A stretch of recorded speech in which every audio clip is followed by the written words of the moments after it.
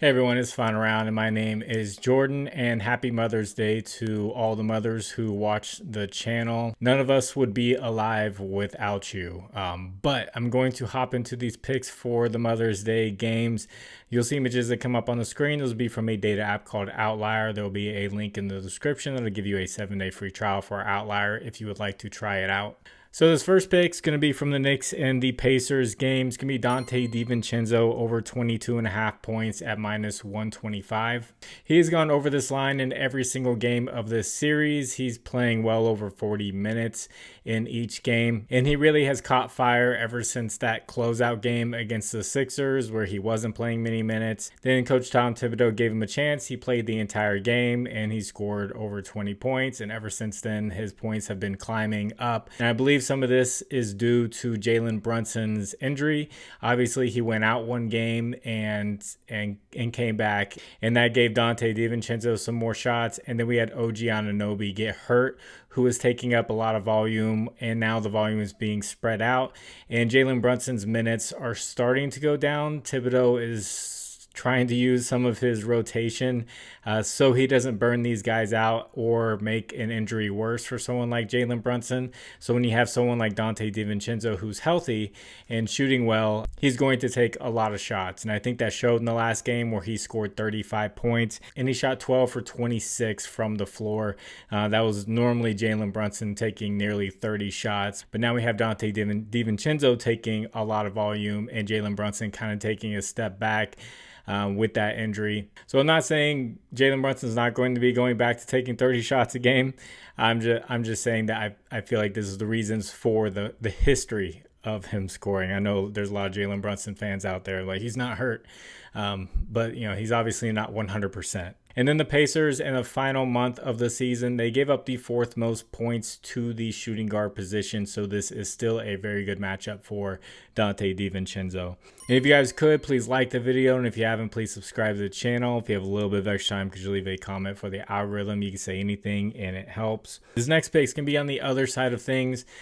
First quarter props for me haven't been going too well. Every time it looks like masterful, like the hit rate's been great and everything, and then the guy just doesn't go out there. He gets in foul trouble or something happens. So I'm gonna go with an under on a first quarter prop and watch this guy go off. Miles Turner under 4.5 first quarter points at -122. He's gone under in every single game in this series. He has actually scored just 3 points in the first quarter total in all the first quarters of this series, and that's 25 total minutes of play. He averages around 8.5 minutes per first quarter, and he is a big man, so he could potentially get in foul trouble and be out of there, and then this under hits. And also, I think a big reason why he's not scoring is Tyrese Halliburton. He's like two-faced. He's got two different styles of play to him, and one of them I think is like the best style for him, and that's a distributor. I believe he's one of the best passers, if not the best passer in the NBA, and sometimes he doesn't display that, and he goes and he just takes a ton of shots, and he's done that the past 2 games. He's been very aggressive, just shooting and not trying to find his teammates, and that caused a lot of guys to go under last game. Like Obi Toppin didn't get as many attempts as he normally would, and I know that pissed a lot of people off. And yeah, Tyrese Halliburton just hasn't been distributing the ball.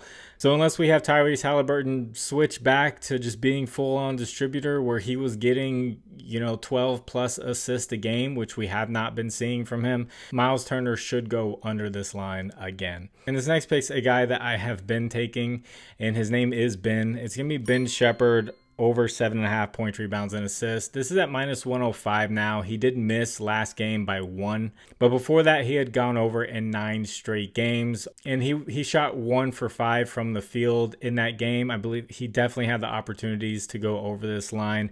I believe it's really low for him. I know he doesn't play too many minutes. He plays like 15 to 20 minutes, but he still was hitting this pretty consistently. But a big part of this, being at almost even money, -105, Aaron Naismith is injured and he's questionable for this game. The report says that Aaron Naismith is iffy to play. I don't know what that means. or what that entails. But if he's listed out, then you get a steal with this line because Ben Shepard's going to get a lot more minutes. Or even if Naismith is limited in any sort of way, he's going to get some extra minutes. But even without the extra minutes, he was hitting this line and he came up just one short here. So I'm going to go back to Ben Shepard at 7.5 points, rebounds, and assists at -105. And before I get into this last pick, I want to shout out my partners, Underdog Fantasy, Sleeper, ParlayPlay, and ChalkBoard. Use promo code FinalRound11 on any of these. They'll match your first deposit up to $100. Sleeper will do it up to $500. There'll be links in the description that'll take you straight there with the promo codes, and thank you to anyone who uses those. Now, this last pick is going to be from the Timberwolves and the Nuggets series, which has been a pretty tough one to predict because we've seen one side of the Timberwolves where they're playing this elite defense and, they're blowing out the defending champions. And then we see, some whistles getting blown and, they can't play that type of defense and, the Nuggets blow them out. So it's really tough to pick between like the star players. Like, is Jamal Murray going to be able to do what he did last game? And he still barely went over his points prop because it was a blowout. And then Jokic went under his points. But one guy who has been pretty consistent, I think, with this team has been Mike Conley, and I like him over 19.5 points, rebounds, and assists at -120. His rebounds, assists did get bumped up by one. I would like it at 8.5, but it went up to 9.5. He did hit that rebounds and assists in the first half of that game, even though it was a blowout. He's gone over this in 5 out of the last 6 games in the playoffs. And versus the Nuggets this year, he's gone over this in 6 out of 7 games. His one game where he did not go over, Karl Anthony Towns went off and just took a ton of shots, and he scored a ton of shots. It was that game 2 where Rudy Gobert wasn't there, and he did not have to score at all, but he was getting the rebounds and assists. And as you can see on the screen, he has been scoring well against the Nuggets, and clearly going over this 6 out of 7 times against the Nuggets. I believe he can get it done here at home in game 4. I do like Mike Conley here at 19.5 points, rebounds, and assists that he was able to hit in that blowout game at home last time anyway. So if you'd like to discuss lines further, I have a Discord. Link is in the description. You can hop on in there. Conversation going on about baseball, basketball, hockey. I know WNBA is coming up. There's going to be a conversation in there. A little bit more interest in WNBA this year. So it's free. Love to see you in there. And then also a recap of Saturday's games. Daniel Gafford over 18.5 points plus rebounds.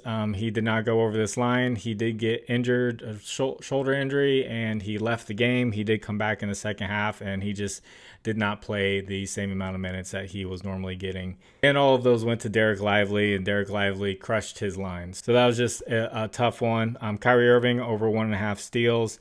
This was one that hit 9 out of the last 10 games, and he had just been getting two steals.